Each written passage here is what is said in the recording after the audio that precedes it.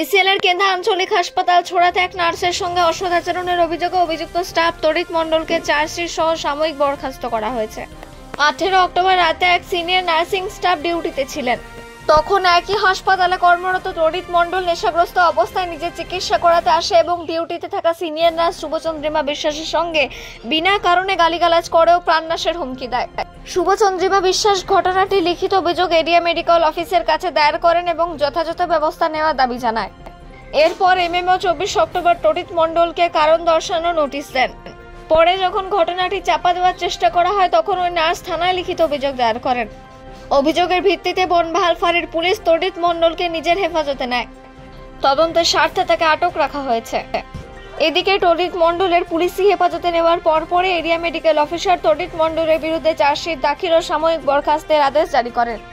অন্ডাল থেকে অজিত মিশ্রা, রিপোর্ট নিউজে। তারপরে আপনার আমাদের গার্ড ছিল, গার্ডরা 3টে গার্ড আমাদের অলরেডি এখানে ঘোরাঘুরি করছিল। আমি রাউন্ডে গিয়েছিলাম, তার মুহূর্তে রাউন্ডে আসি, দেখি যে এখানে কিছু, তারপর আমি এখানে দেখি এখানে পেশেন্ট এসছে। তো পেশেন্ট এসছে বলতে দেখি যে আমাদেরই অফিস স্টাফ। তো অফিস স্টাফে দেখি যে চোটঘাট লেগেছে, প্লাস একটা মানে নেশাগ্রস্ত অবস্থায় ছিল।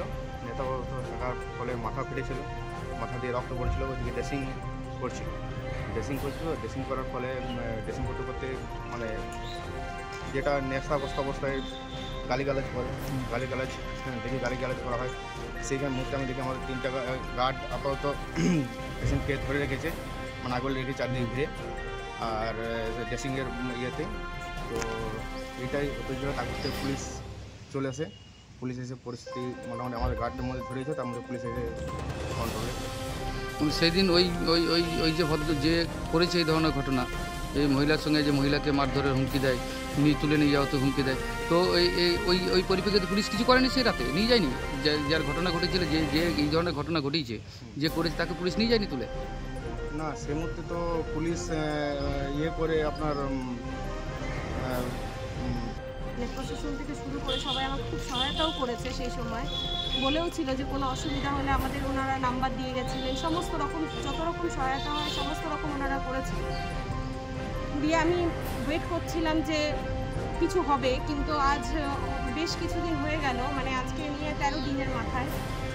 তারপরে আমি বাধ্য হয়ে এবার থানাতে এফআইআর করেছি এবং মানে আমি চাই এটার একটা অ্যাকশন হোক। মানে এভাবে মেয়েদের প্রতি মানে যেভাবে হাসপাতালের ঘটনাগুলো ঘটছে, আর এই ধরনের কথাবার্তা বা মানে কোনো নর্মাল গালিগালাজও নয়, এখানে একটা মানুষকে মানে আমি মানসিকভাবে বিধ্বস্ত হয়ে গেছি। মানে সেই ঘটনার পর থেকে আমি এতটাই মানসিকভাবে বিধ্বস্ত, মানে আমার কিছু ভাষা নেই বলা। ঘটনা কখনকার? ঘটনা 18 তারিখ রাতে, 18 অক্টোবর শনিবার ছিল।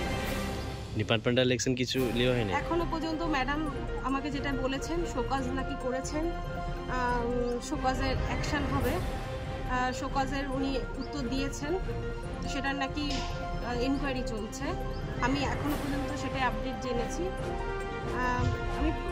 আমি জানি আমার ডিপার্টমেন্টের কিছু না কিছু অ্যাকশন অবশ্যই নেবে, কিন্তু এখনো পর্যন্ত কীরকম সেরকম অ্যাক্টিভলি কোনো অ্যাকশন আমি দেখতে পাইনি। কিন্তু আমি এরকম রোজকার মানসিক ট্রমা সহ্য করতে পারছি না। এটা আমার জন্য প্রচুর অতিরিক্ত একটা বাজে। হ্যাঁ, ও এখনো ডিউটি আসে, রোজ ডিউটি আসে, ডিউটি করে।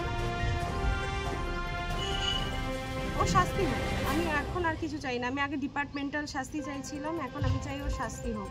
মানে ও যে ভাষায় কথা বলেছে, যেভাবে আমার উপর তেড়ে এসেছিল, আমি ওর কাছ থেকে বিন্দুমাত্র নিরাপদ অনুভব করছি। তার জন্য আমি পুলিশকে জানালাম। এখানে কি কাজ করতো? এখানে ও জেনারেল অ্যাসিস্ট্যান্টের কাজ করতো। ওই আর কি আসতো, নিজেদের ম্যাডাম যেভাবে ওনাকে জব অ্যালোকেট করতো সেরকমভাবেই উনি কাজ করেছিলেন।